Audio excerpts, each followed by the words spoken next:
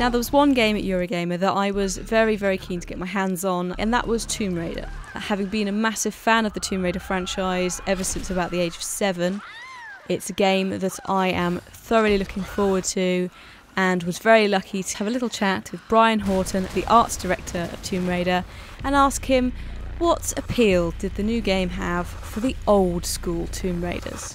I remember when I first played the game on PlayStation 1, it sort of opened up my eyes to what 3D gaming could be all about. So when we decided to make this game, we wanted to make sure it had elements that would make you feel like the first time you played a Tomb Raider game, with those big open spaces, someplace you can explore, a character that was really cool and believable. And I think we're doing that with this Tomb Raider. So one thing you saw a little hint of in the forest is you have a space that you can sort of naturally, organically, flow through this. You can jump around. It's something that's not completely driven. And we have these very action-packed driven sequences, something that's very much more akin to a cinematic experience. But then we're going to open up to these large hubs, open spaces that are full of exploration. I think that's what a Tomb Raider fan is really going to appreciate, is that sense of exploration and discovery. Yeah, definitely. I mean, in terms of, there's going to be tombs and things on the island, are they going to be very different? Are we going to see sort of like the old school puzzles of, actually, I need to sit and think about this, and different sort of things going on, so it's not the same thing every time? Yeah. Our puzzle formula is a little different than classic Tomb Raiders, where before it was a navigational puzzle, like something that you'd have to look at the environment, find the places to sort of to go. This one's more going to be about using the environment and the physics of the environment. Okay. You saw a little bit of a hint at how the fire relationship works. If you use fire as a tool, there's going to be other kind of physics-based systems where you'll be using mass, like moving mass. They'll be using other elements like the wind in the game. It's going to play a role, and weather is going to play a role in how you not only navigate the environment, but how you can solve puzzles. Okay. And how much work was that to make? You're making an island from the base up. You're making all this stuff. Was there something in place already, or is this pretty much completely new? This is a ground up sort of operation. We had a foundation of an engine, but we completely rewrote our lighting engine, and we rewrote our tools to be much more iteration friendly. And what we wanted to make sure is we had more power for the designers to make the fun. So right now, it's a very different tool set. It's a very different type of game. We still feel like it still has the heart of a Tomb Raider game. Awesome.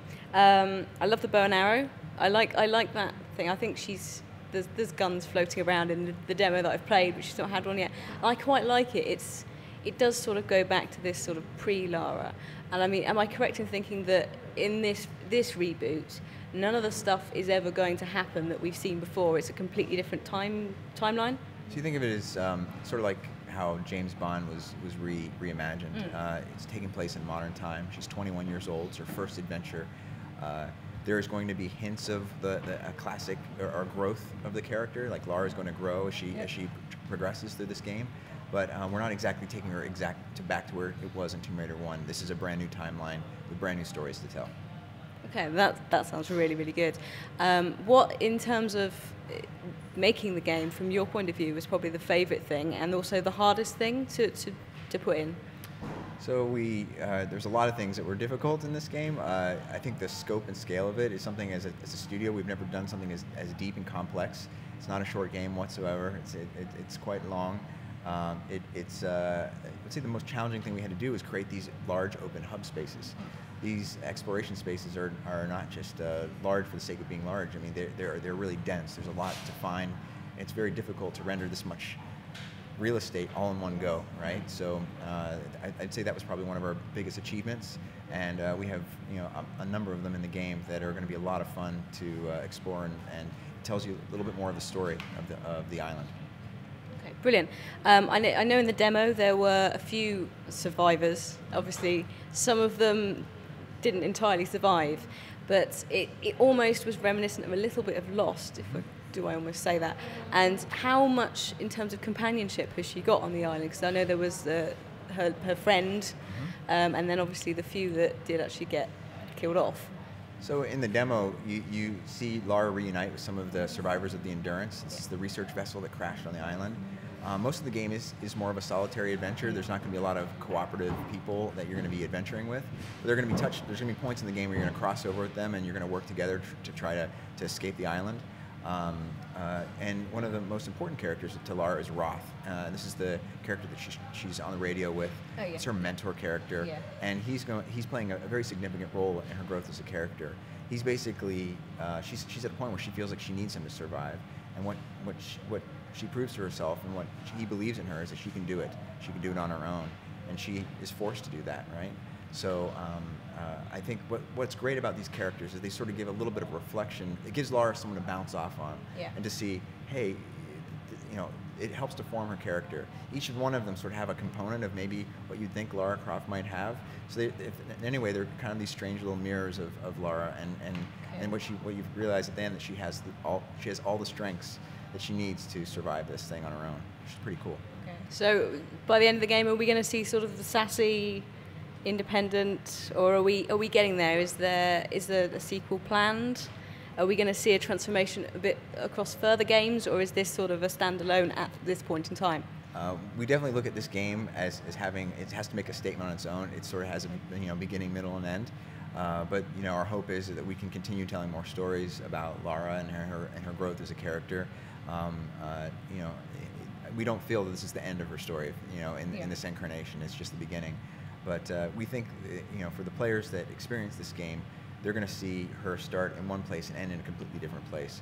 And that's probably one of the most rewarding things to us, is that we're really trying to tell a story and to make a game that that is connected. As you're growing as a player and you're getting more skills, she changes as a person. So it's that synergy of the two things, I think, we think is most exciting. Yeah. The one thing I really liked when we were actually playing it just then was I actually quite liked the gritty. I didn't think I would, because it is quite dark, and you're sitting in bushes waiting for wolves to come out of nowhere and you can't see anything, and actually that's a little bit scary, and I kind of like that because it takes me back to when I was playing it when I was like 7 or 8, which I shouldn't have been, but I was. And I remember, I think the first bear for ages just terrified me.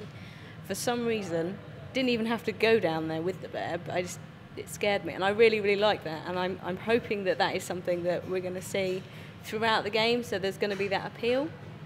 I think so. The way we're hoping to cast the game is, for those that have never played a Tomb Raider game, it's going to be the game they remember as their first Tomb Raider game, right? It's going to have all those experiences, that we had playing that first Tomb Raider game. And for those that have played Tomb Raider, maybe it'll make them remember what it was like to play that first Tomb Raider game. You get that nostalgia feel, and then something brand new, So I think we are trying to offer something that's new and exciting. But I think there is something that once you play it, you're like, wow, this is a Tomb Raider game. It's just repackaged for a new time. Yeah, a new generation. That's right. That's great. That is absolutely great. The slightly off topic, the Lara Croft and the Guardian of Light stuff. Are we going to see more in that sort of concept as well in the future? Guardian of Light was an amazing success for us. Yeah. We had a small team working on that for a very short amount of time, and it was a wonderful game, really fun, and the cooperative play was very exciting. I think that's one of the things that we're really most excited about, is like the potential of what that kind of cooperation can be. So I'd expect to see Crystal Dynamics, look at those as a good, idea generator of what we can do in the future. Brilliant. Thank you very, very much for your time. It's been a great game. It's coming out in March. March 5th. March 5th. March 5th. Okay, March 5th. Is that on all platforms? All platforms. On platforms. 2013. Yep. PlayStation 3, Xbox 360, and PC. Awesome. All right. Brilliant. Thank you very much for your Thank time. you.